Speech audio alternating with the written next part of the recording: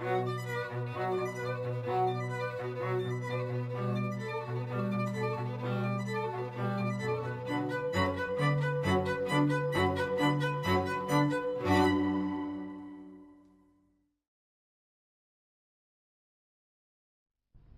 établissements Bessin et Salson à Troyes.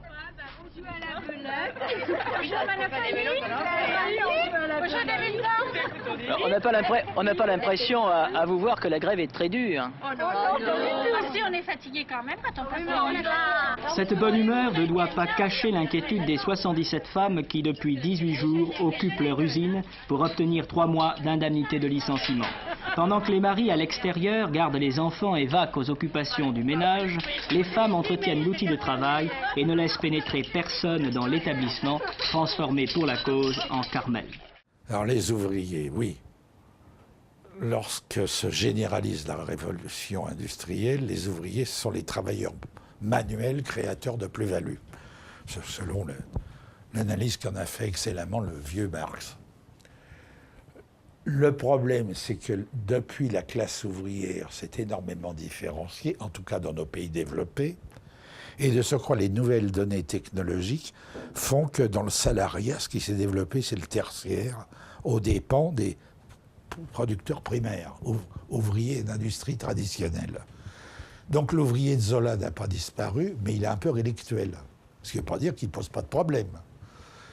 Et en même temps, alors, pour ce qui concerne nos sociétés occidentales dites avancées, certes, la classe ouvrière a numériquement diminué, mais à cause de sa fonction dans la société, elle reste stratégique. On voit tous les conflits actuels liés aux fermetures d'usines, aux délocalisations, et on voit le rôle que jouent les ouvriers là-dedans. Problème, c'est que peut-être nous, marxistes, nous avions un peu mythifié, prenant nos désirs pour les réalités, l'unification ouvrière. Je constate que dans tous les pays avancés, la classe ouvrière est syndicalement divisée, politiquement divisée, et on voit bien avec le Front National, lorsqu'elle est déçue, elle n'est pas spontanément révolutionnaire. Elle peut même devenir contre-révolutionnaire. On l'a vu dans le cas de l'Allemagne et de l'Italie dans les années 30. Et en ce moment, je crains, pour avoir navigué dans quelques coins de province autrefois industriels, en Lorraine en particulier, qui vote Front National dans les villages, des ouvriers déclassés, qui par amertume votent Front National, alors qu'autrefois ils votaient communistes ou socialistes. En même temps, contre-épreuve, mondialisation, si la classe ouvrière est numériquement diminuée chez nous, grâce aux délocalisations et au démarrage des pays marginaux, la classe ouvrière planétairement augmente. Mais avec ce terrible problème que c'est une classe ouvrière toute neuve, sortie généralement des paysanneries indiennes d'Amérique latine, chinoises, et qui n'a pas encore atteint la maturité syndicale et politique que nos classes ouvrières à nous avaient pu atteindre vers 1930. D'où, bon, j'ai vu par exemple ces jeunes filles dans les maquiladoras d'Amérique centrale, ce sont des gamines de 8 à 14 ans. Et elles ont vécu leur enfance dans des milieux paysans indiens. Avant d'arriver à une conscience de classe ouvrière, il leur faudra hélas du temps et du courage, les pauvres. Ça, c'est pour le prolétariat féminin, mais qui est une partie non négligeable. Et le deuxième aspect aussi, c'est qu'effectivement, la classe ouvrière est crucifiée dans un dilemme. Ou accepter d'être exploitée, ou se retrouver au chômage.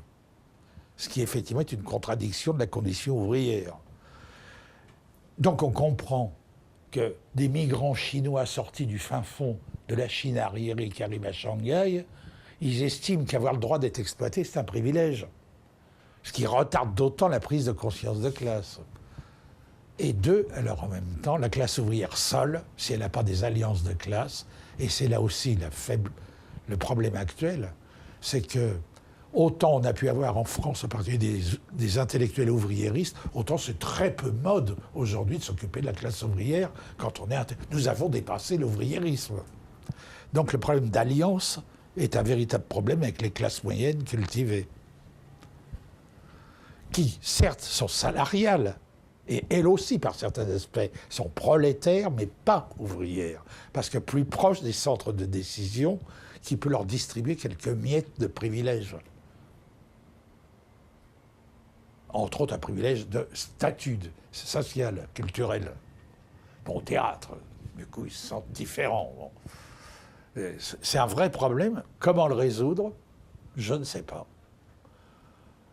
Par contre, on ne me fera jamais croire que même dans nos pays développés, la classe ouvrière est disparue de l'équation sociale et politique. On le voit bien avec tous ces mouvements de défense de l'emploi et parfois y compris comment, dans certains cas, il peut y avoir des régressions comportementales ouvrières aux origines du mouvement ouvrier, des aspects bris de l'outil de travail, etc. Il y a donc une double régression, soit vers le Front National, soit dans des formes de lutte très spontanées et primitives, mais mal calculées. Cela dit, je ne suis pas ouvrier, et je ne suis pas fils d'ouvrier, je suis fils de prolétaire. Mon père était un petit cheminot, mais les cheminots étaient un prolétariat favorisé avec un statut. Alors, on n'était pas riches. Néanmoins, on avait le statut garanti. Bon. Oui, si je devais me définir, je ne suis pas un fils d'ouvrier de Zola, je suis plutôt le fils d'Antoine Bloyer de Nizan, quoi.